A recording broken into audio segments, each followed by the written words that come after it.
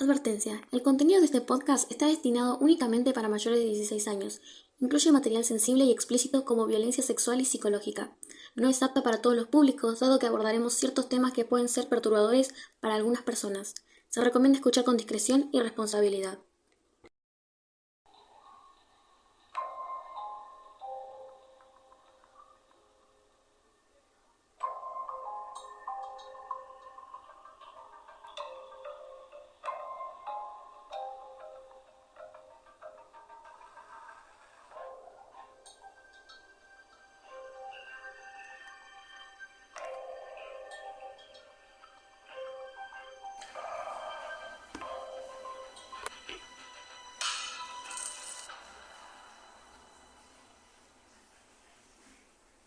Bienvenidos a Tras las huellas del crimen, el podcast donde exploramos los casos más impactantes de la historia del crimen y analizamos la mente que hay detrás de los casos más morbosos.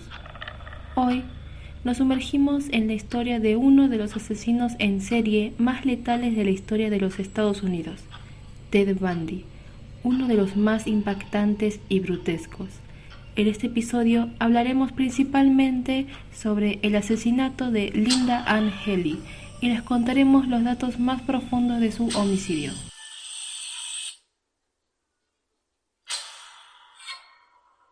El 4 de enero de 1974, Linda Ann Healy, una estudiante de 22 años, desapareció de su dormitorio en la Universidad de Washington.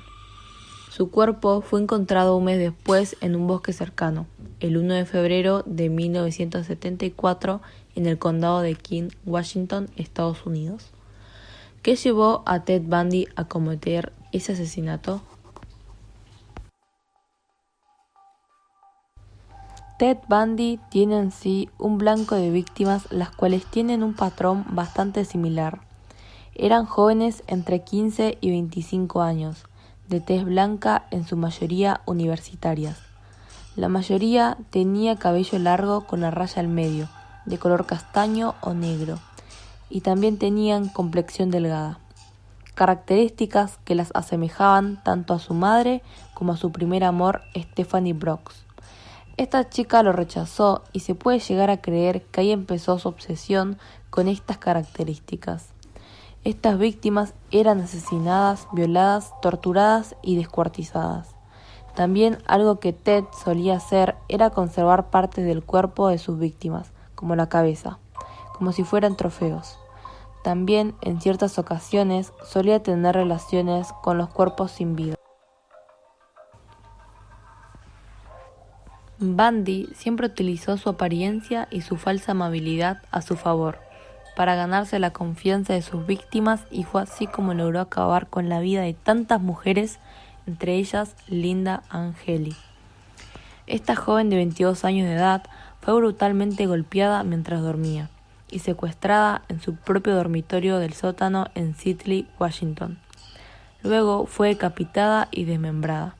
Su mandíbula fue recuperada en el sitio de Taylor Mountains en 1975.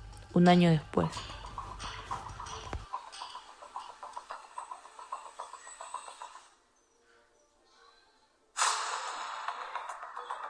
En este apartado analizamos casos reales y famosos de crímenes, explorando las motivaciones y sus comportamientos brutales.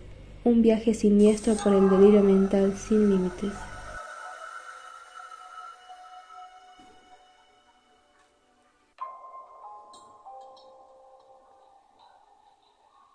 Desde un principio, la infancia de Ted Bundy estuvo marcada por un entorno familiar disfuncional y secreta, donde su madre, Eleanor Cowell, ocultó la verdad sobre su paternidad biológica. Como tuvo a Ted a una temprana edad, él terminó siendo criado por sus abuelos, como si fuesen sus padres, y le hicieron creer durante toda su niñez que su madre era su hermana. Es más, se dice que Eleanor demostraba rechazo y cierta molestia hacia su propio hijo. El abuelo de Ted, por otra parte, era un hombre agresivo y violento que golpeaba a su abuela y a su madre con ciertas ideologías machistas de la época. Y él fue el que obligó a su hija Eleanor hacer pasar a su hijo por su hermano, ya que era mal visto tener un hijo a tan temprana edad. Es importante mencionar esto, ya que la infancia y en qué tipo de ambiente, en qué círculo crecen estos futuros asesinos es algo determinante. Para 1950, Eleanor agarró a su hijo y se fueron a Washington, donde conoció a un hombre que pasaría a ser el padrastro de Ted, Johnny Bundy. De ahí es donde Ted recibe el apellido Bundy, que es el apellido que va a tener durante el resto de su vida. John intentó acercarse y formar un vínculo afectivo, pero no lo logró. Ted Bundy empezó ya desde la infancia en el colegio a demostrar que tenía una personalidad infantil, retraída con muy poco contacto social. Era tímido y además tenía un comportamiento bastante cruel contra los animales, dado que los capturaba, los mataba, los mutilaba y descuartizaba.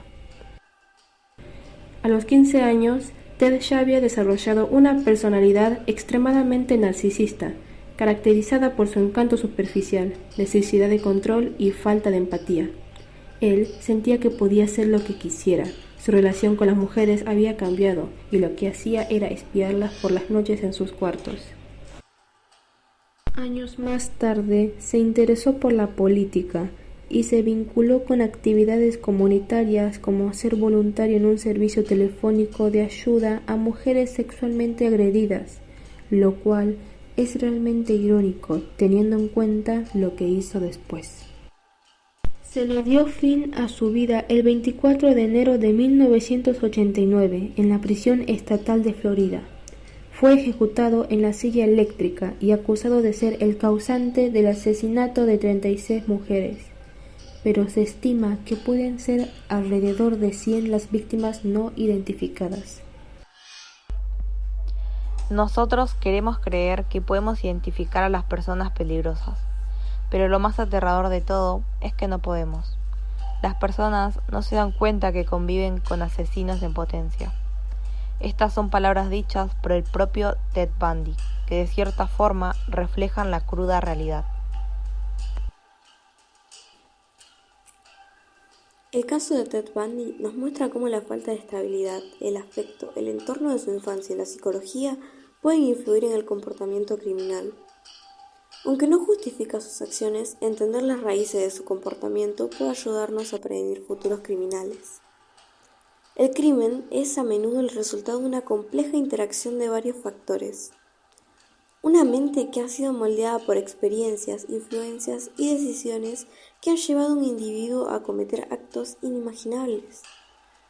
Pero, ¿qué impulsa a alguien a cruzar la línea entre bien y el mal? ¿Qué secretos se esconden en la infancia y en la historia de vida de un asesino?